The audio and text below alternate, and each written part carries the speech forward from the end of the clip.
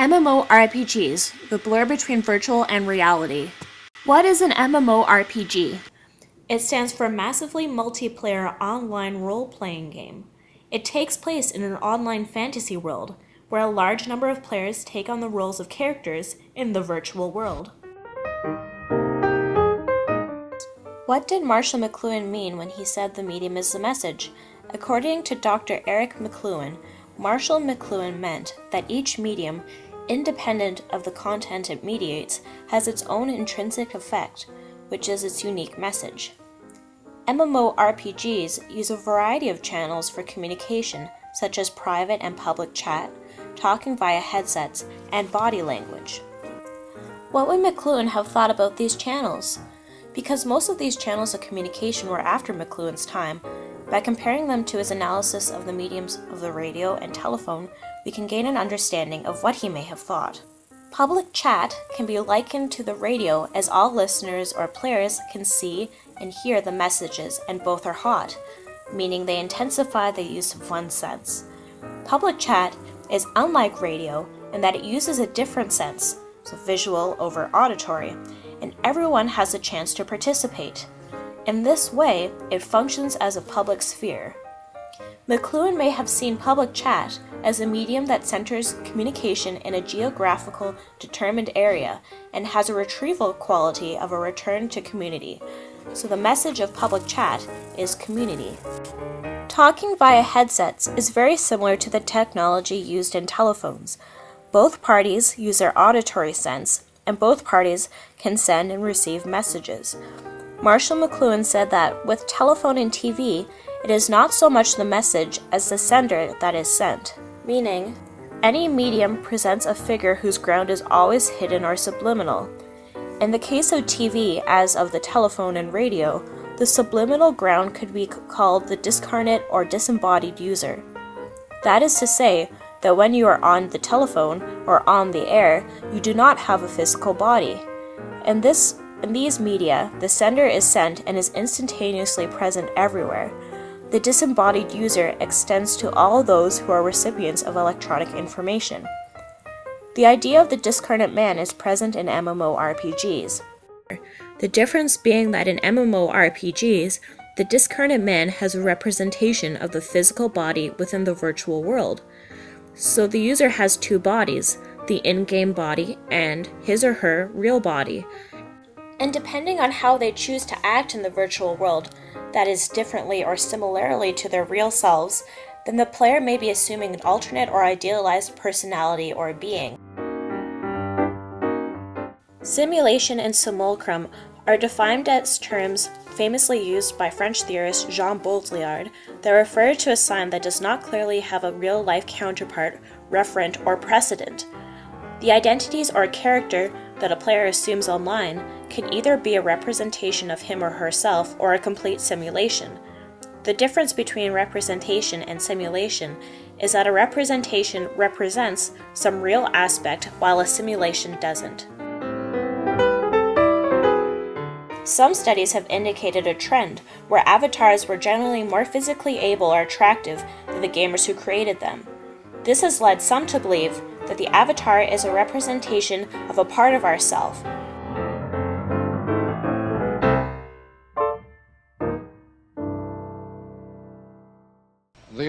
It's certainly true that the book has had an enormous amount to do with creating individuality, and the more people become individuals, the more they become competitive, and the more they compete, the more they become alike. It's true that competition and repeatability has tended to create a great sameness. Nick Yees, a research scientist at the Palo Alto Research Center, suggests that the virtual world is a way of expressing oneself in different parts of ourselves and escaping the social constraints of real life. However, others suggest that choosing the physical looks of an avatar has less to do with trying on different identities than for practical reasons.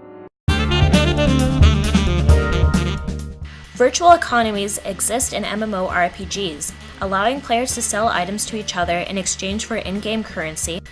In-game economic systems generally seem to replicate capitalism and the free market. The virtual market is one of supply and demand. prices fluctuate depending on the scarcity of goods. Virtual currency has real-world value.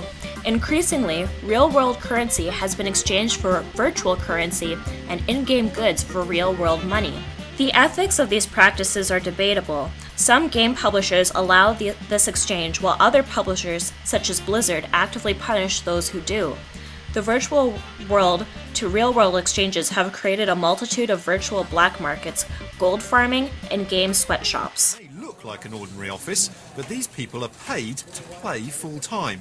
The in-game money they earn is then sold to Western players. Money which might take you 100 hours to collect can be bought on websites like this one for £20. And if you give them... Edward Castronova, Associate Professor of Economics at California State University, examined the MMORPG called EverQuest and found that in-game economies are almost exactly the same as real economies. But the exchange rate between EverQuest currency and the US dollar is determined in a highly liquid, if illegal, currency market. Game publishers mainly make their money through the initial purchase of the game and through monthly subscriptions. However, some publishers are considering in-game advertisements as another source of revenue. The proposal to add in real-life advertisements into the game could be seen as an attempt to normalize the MMORPG, where control over advertisements is controlled by the publisher and the player becomes an audience. Most MMORPGs have an online culture and have social norms. In-game culture can be defined by a number of things, such as the holidays represented within the game, social norms, and it can be specific to factions within the game. Social norms are the rules that a group uses for appropriate and inappropriate values, beliefs, attitudes, and behaviors within the game. There are social norms that translate from reality to the virtual world. Leaving the game without saying goodbye to one's guild or group is seen as impolite, just as it is in reality. There is an expected code of conduct, which is a product of social norms and the structure of the game. Local norms are implicit rules within the game, not quite constituting cheating, but going against the spirit of the game. A study at Stockholm University looked at the in-game social norms of World of Warcraft by comparing and contrasting the social norms of reality and situations within the game. The study indicated that violations of the social norms were punished by ostracization of the player. It seems that the social norms in MMORPGs mimic the social norms of reality. Social norms in MMORPGs are the same as in real life. In-game economies replicate real-world economies. There is a definite possibility of advertising appearing in MMORPGs. The representation of the player in the game creates disembodiment, and the message of in-game communication is community. You can't touch this.